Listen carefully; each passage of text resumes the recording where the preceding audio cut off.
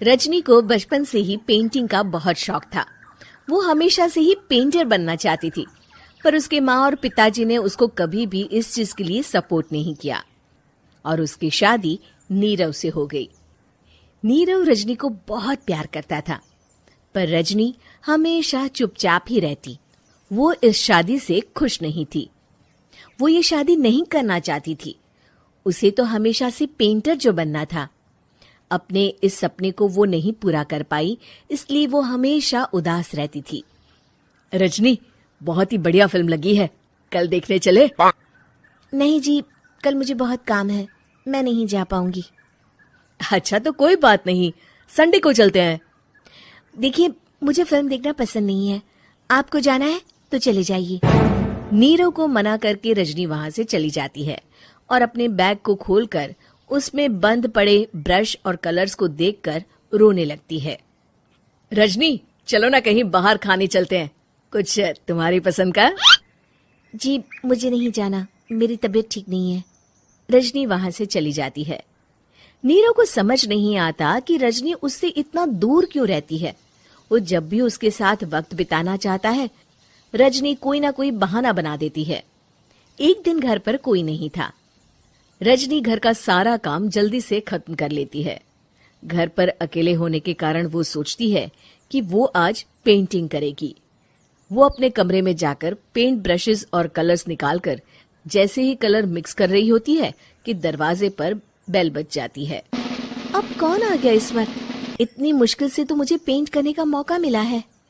रजनी दरवाजा खोलती है तो उसकी सास अपनी सहेलियों के साथ खड़ी होती है और सब घर के अंदर आ जाते हैं। अरे बहू, सबको शरबत बनाकर पिला दे, बाहर तो बड़ी गर्मी है। उफ। जी। रजनी पेंट ना कर पाने से उदास हो जाती है। उसे गुस्सा भी आ रहा होता है कि उसने इस शादी के लिए हाँ क्यों कह दी। वो रसोई में जा रही होती है कि उसकी सास उसे रोकती है। बहू, सबके खाने का भी इंतजाम कर लेना, आज का लंच तो ये सब यहीं करेगी। हाँ। रजनी बिना कुछ कहे रसोई में चली जाती है। सबके लिए खाना बनाती है। सब खाना खाते हैं और रजनी घड़ी देखती है कि ये सब कब जाएंगे ताकि वो अपनी पेंटिंग कर सके। जब शाम होती है तब सब चले जाते हैं अपने घर। अरे बहू, सब तेरे खाने की तो बहुत तारीफ कर रहे थे, सबको बहुत अच्छा लगा खाना। आपको मुझे सुबह बताना चाहिए था ना कि आपकी सहेलियां आ रही है। पता भी है कितना वक्त लगा सारा खाना बनाने में। अरे बहू, तू ऐसे कैसे बात कर रही है मुझसे? तो और कैसे बात करूं? मैं इस घर की कोई नौकरानी नहीं हूं कि इतना काम करूंगी। रजनी अपने कमरे में जाकर दरवाजा बंद कर लेती है। शाम को जब नीरव आता है तो उसकी माँ उसे पूरी घटना के बारे में बताती है। क्या रजनी ने आपसे इस तरह बात की माँ? हाँ, और पता नहीं उसे क्या हो गया है, शाम से बाहर भी नहीं आई है। मैंने तो कई बार आवाज दी, खाना भी नहीं खाया उसने। तू ही बात करके देख ले बेटा। नीरव अपने कमरे का दरवाजा खटखटाता है। रजनी, दरवाजा खोलो, मैं हूं। रजनी दरवाजा खोलती है और फिर वापस जाकर अपने बिस्तर पर लेट जाती है। रजनी, माँ से बात करने का ये क्या तरीका है? मैंने कोई गलत बात नहीं की है। अरे तुम क्यों ऐसे बर्ताव कर रही हो सबके साथ? क्या तुम इस शादी से खुश नहीं हो? रजनी कुछ नहीं बोलती। अरे बताओ मुझे रजनी, क्या ये शादी तुम्हारी मर्जी के खिलाफ हुई है?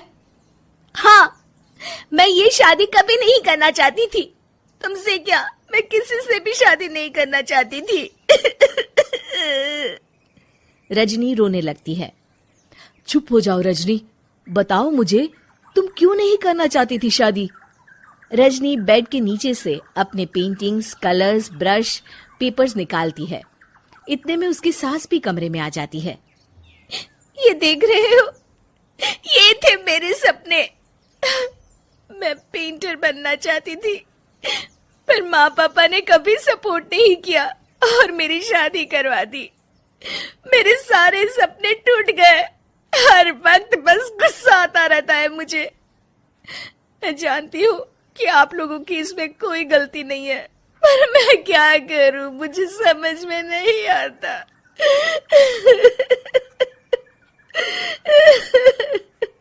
रजनी फूट फूट कर रोने लगती है। मुझे माफ कर दीजिए, आप दोनों के साथ मैं बहुत बुरा बर्ताव कर रही हूँ। अरे रजनी बेटा, चुप हो जाओ तुम।